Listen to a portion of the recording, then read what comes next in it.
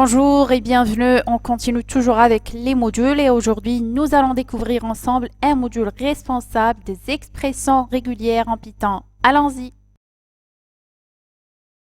Vous devez vous demander ce que c'est écriture bizarre. Et oui, il s'agit d'une expression régulière qui servira à vérifier si une adresse email est valide, qu'elle contient un arrobas, un point, etc. Une expression régulière ou expression rationnelle est un ensemble de caractères servant à vérifier si une expression correspond à une structure préalablement décrite.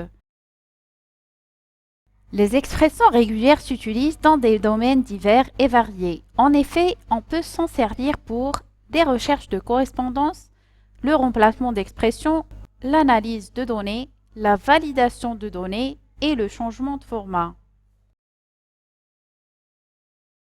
Lorsque nous formulons nos expressions régulières, il existe quelques caractères qui présentent un sens spécifique autre que le caractère lui-même. Par exemple, le point correspond à n'importe quel caractère sauf le saut de ligne. L'accent circonflexe précise que le résultat doit commencer par la chaîne de caractères qui le suit. Le dollar précise que le résultat doit se terminer par la chaîne de caractères qui le précède. Une petite remarque ici concernant l'accent circonflexe. Si placé tout au début d'une classe, ça permet de nier la classe, c'est-à-dire de chercher tout caractère qui n'appartient pas à la classe. Il existe également certains caractères qui sont considérés comme des quantificateurs. Le étoile qui veut dire que le résultat peut contenir 0 ou plusieurs occurrences du caractère qui le précède. Le plus peut contenir une ou plusieurs occurrences du caractère qui le précède. Le point d'interro, le résultat peut inclure 0 ou une seule occurrence du caractère qui le précède. Les accolades précisaient le nombre de répétitions des chaînes de caractères qui le précèdent et les crochets qui permettent d'obtenir le résultat sur plusieurs occurrences. Il existe également quelques opérateurs que l'on peut utiliser lorsqu'on rédige une expression régulière. Parmi eux, il y a le pipe qui correspond à l'expression où on peut s'en servir pour trouver une correspondance entre deux ou plusieurs expressions, le tiret qui sert à regrouper des caractères dans un intervalle donné, le anti-slash qui sert à échapper un caractère spécial. Par contre, en Python, pour exprimer l'échappement, on précède l'expression de la lettre R. Les expressions régulières possèdent également des éléments qu'on appelle classes de caractères abrégées et qui permettent de représenter certaines classes couramment utilisées avec une syntaxe très courte. La classe abrégée anti-slash W en lettres minuscules représente tout caractère de mot. Le anti-slash W en majuscule représente tout caractère qui n'est pas un caractère de mot. Le anti-slash petit d représente un chiffre et le anti-slash grand D représente tout caractère qui n'est pas un chiffre. Le anti-slash petit s représente un caractère blanc. Le anti-slash grand S représente tout caractère qui n'est pas un caractère blanc. Le anti-slash T représente un espace horizontal. Le anti-slash V représente un espace vertical. Et puis enfin, le anti-slash N représente un saut de ligne. Le module RE est celui qu'il faut importer dans votre programme Python pour que vous puissiez utiliser les expressions régulières. Afin de mettre en pratique les expressions régulières ou bien les regex en Python, nous devrons utiliser quelques fonctions. Afin d'initialiser une expression régulière avec Python, vous pouvez la compiler, surtout si vous serez amené à l'utiliser plusieurs fois tout au long de votre programme. Pour ce faire, il faudrait utiliser la fonction compile. Passons maintenant à un exemple. Tout d'abord, on doit importer notre module qui concerne les expressions régulières.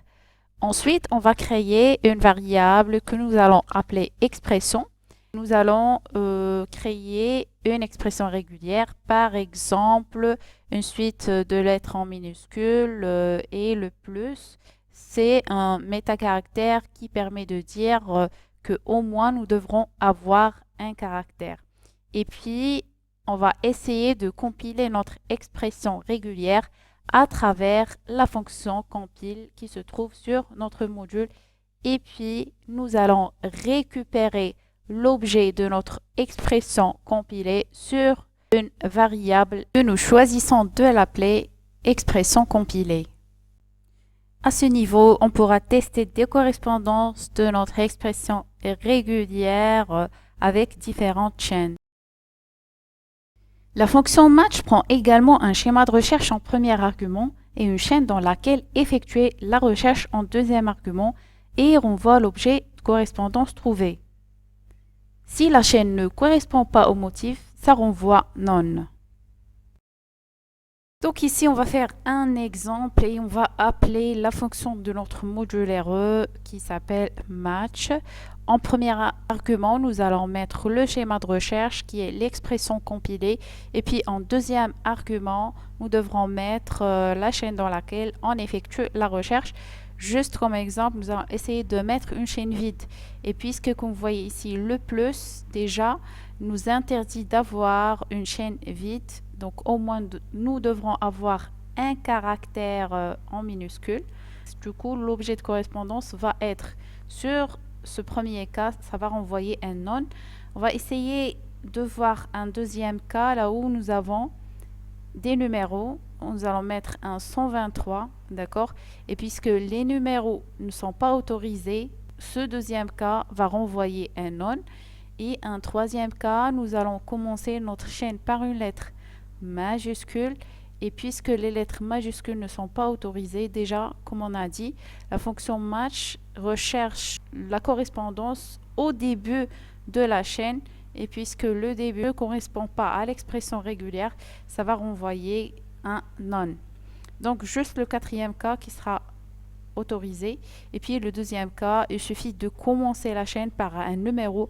Et puis, le reste n'est pas vraiment très important puisque c'est déjà n'est pas autorisé. Et comme vous voyez sur la console, les résultats sont affichés.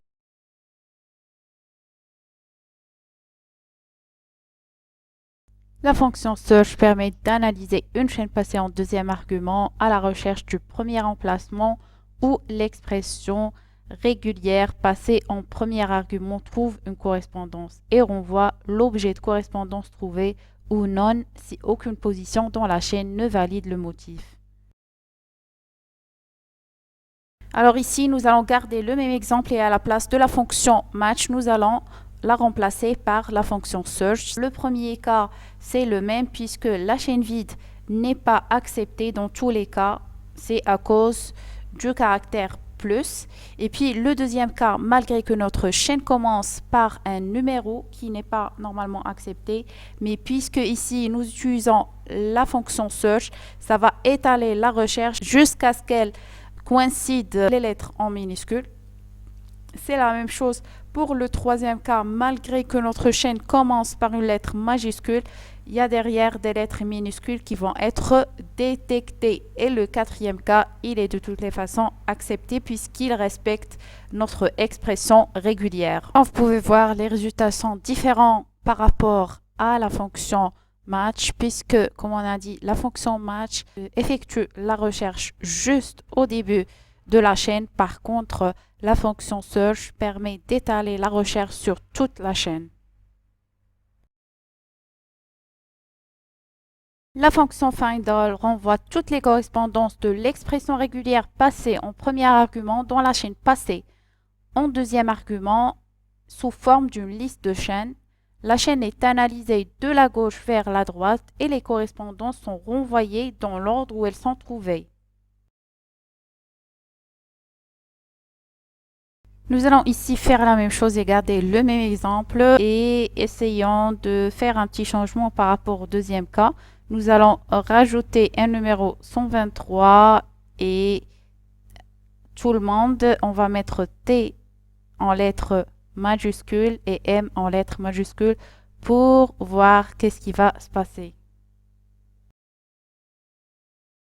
Voilà, donc les résultats sont renvoyés sous forme d'une liste. Nous avons besoin maintenant de mettre en pratique le regex en Python. Dans cette section, nous allons illustrer l'utilisation du regex à travers deux exemples de cas d'utilisation les plus courants. On va voir maintenant la recherche et la validation d'adresses email Et ensuite, nous allons voir la validation des numéros de téléphone.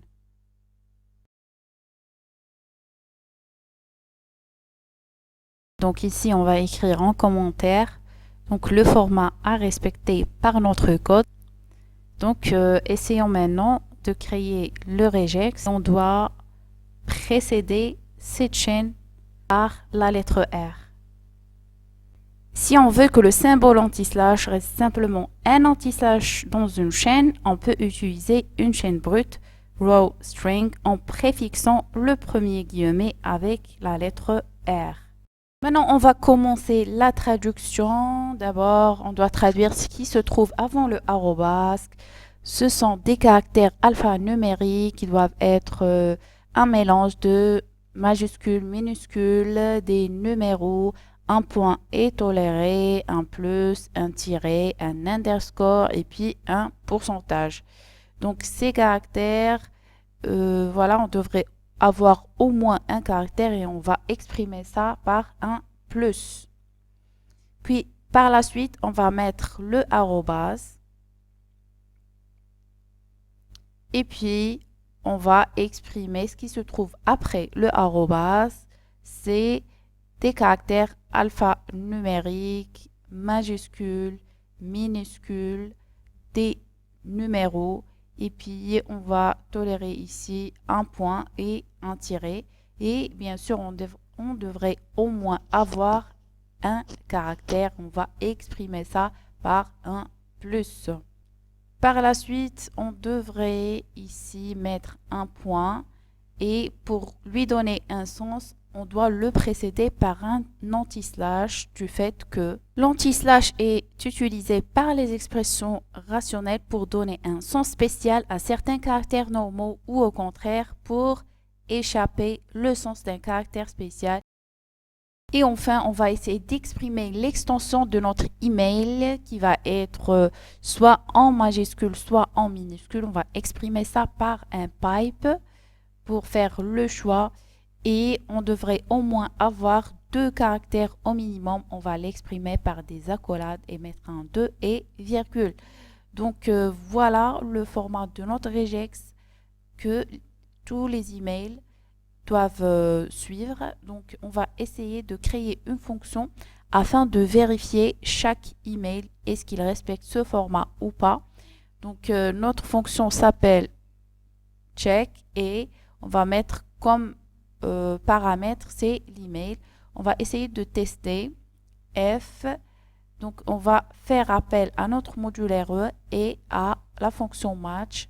On va mettre en premier argument le regex et en deuxième argument le email. Donc, on va essayer de voir est-ce que l'email match le regex, c'est-à-dire le suit son format. Et dans ce cas-là, on va essayer d'afficher un message qui dit que le format est respecté. Sinon, on va afficher un message qui dit que le format n'est pas respecté. Et on va faire un petit test.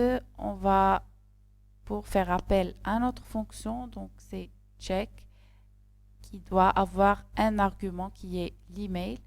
Donc, on pourra mettre l'email directement, sinon on va créer une variable email et on va choisir un email qui est par exemple test@youtube.com.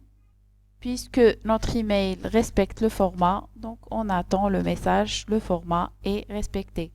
Supposons ici qu'on va insérer quelque chose, on va enlever le arrobase qui est normalement obligatoire. Et on va le remplacer par un tiret et du coup ça renvoie un message que le format n'est pas respecté. Alors ici pour avoir les emails que nous avons choisis, il suffit de faire appel à notre module RE et puis la fonction findAll, faire appel au format, au regex et puis à l'email.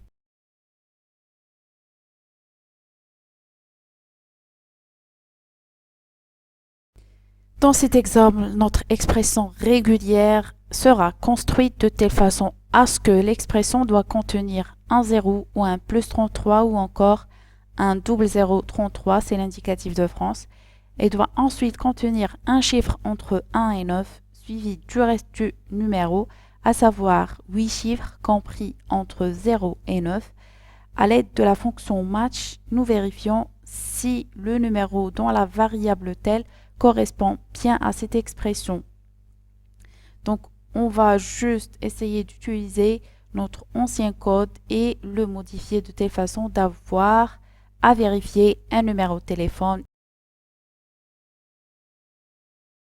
Ici, si on tente de mettre un indicatif, par exemple 0039 à la place, du coup, ça va renvoyer sur la console, le format n'est pas respecté.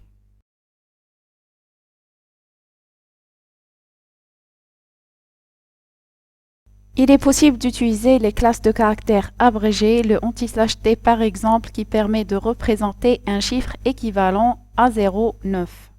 Et voilà, nous sommes arrivés au terme de la partie des modules sur Python. Nous espérons que vous avez bien compris comment utiliser les modules et spécialement les expressions régulières. Si vous avez des questions, vous pouvez les poser en commentaire et je vous répondrai dès que possible. Je vous souhaite un très bon courage et vous dis à très bientôt pour une nouvelle vidéo concernant la partie des fichiers. À plus.